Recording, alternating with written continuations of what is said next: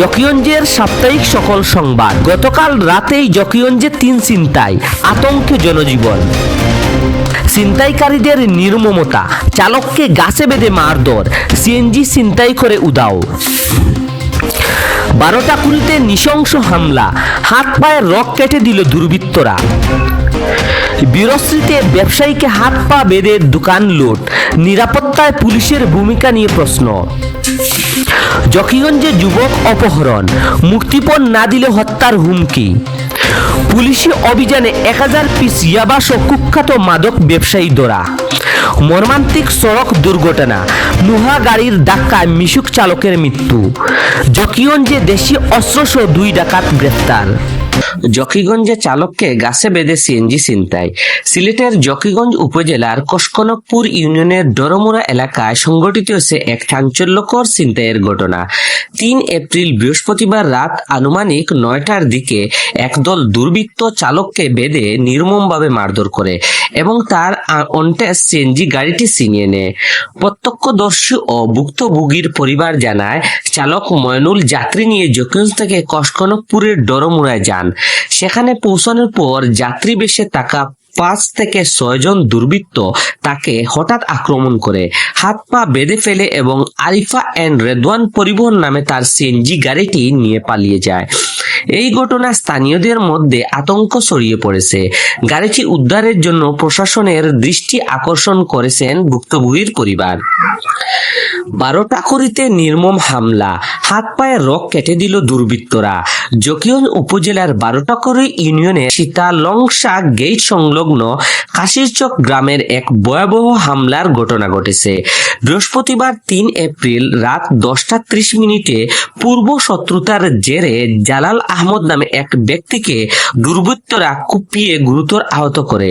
তারা তার হাত পায়ের রক কেটে দেয়, ফলে তার অবস্থা আশঙ্কাজনক হয়ে ওঠে।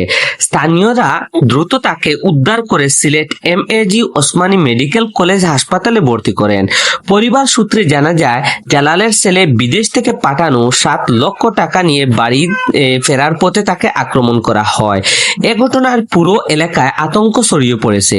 পুলিশ হামলাকারীদের চিহ্নিত করে দ্রুত গ্রেফতারের আশ্বাস দিয়েছে। বীরশ্রী ইউনিয়নের ব্যবসায়ীর দোকানে ডাকাতি।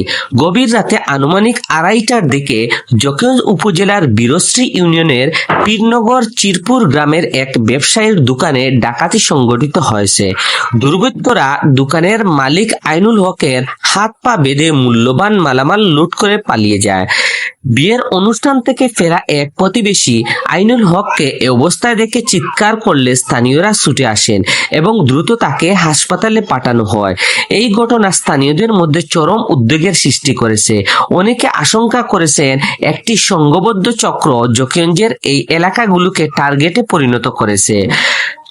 জকিগঞ্জে যুবক অপহরণ, মুক্তিপণের জন্য হুমকি। জকিগঞ্জ উপজেলার হালঘাট এলাকা থেকে কাউসার আহমদ বয়স 22 নামে এক যুবককে অপহরণ করে মুক্তিপণ দাবি করা হয়েছে। অপহরণকারীরা তার পরিবারের কাছে ফোন করে 1,30,000 টাকা মুক্তিপণ চায়। পরিবার জানায়, কাউসারের মোবাইল থেকে তার মায়ের কাছে ফোন দিয়ে বলা হয়, টাকা না দিলে তাকে হত্যা করে নদীতে ফেলে দেওয়া হবে।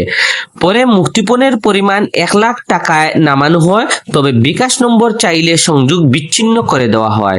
এই ঘটনায় জকিগঞ্জ থানায় সাধারণ ডায়েরি জিডি নং 54 করা হয়েছে। পুলিশ হিত কাউসারকে উদ্ধারের অভিযান চালাচ্ছে।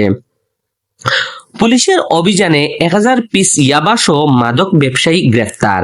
মঙ্গলবার 26 মার্চ ভোরে জকিগঞ্জ থানা পুলিশের বিশেষ অভিযানে 1000 পিস ইয়াবাসহ এক মাদক ব্যবসায়ীকে গ্রেফতার করা হয়েছে। কাজলসার ইউনিয়নের 8 গ্রাম এলাকার চেকপোস্ট পরিচালনার সময় কালীগঞ্জ থেকে সিলেটগামী একটি প্রাইভেট কার থামানো হলে চালক পালানোর চেষ্টা করে। পুলিশ দ্রুত তাকে আটক করে এবং গাড়ির গোপন চেম্বারে লুকিয়ে রাখে 1000 পিস ইয়াবা উদ্ধার করে। গ্রেফতারকৃত ব্যক্তি সুহেল আহমদ বয়স 30, সিলেটের শাহপুরান থানার বাসিন্দা। পুলিশ জানিয়েছে, মাদক নির্মূলে অভিযান অব্যাহত থাকবে। নুহা গাড়ির ধাক্কায় মিশুক চালকের করুণ মৃত্যু। শনিবার 29 মার্চ রাত 8টার দিকে জকিগঞ্জ উপজেলার কাজলসার ইউনিয়নের আটকাম এলাকায় দ্রুতগামী নুহা গাড়ির ধাক্কায় মিশুক চালক আবুল কালাম 45 বছর নিহত হয়েছেন। তিনি কানাইঘাট উপজেলার বাসিন্দা।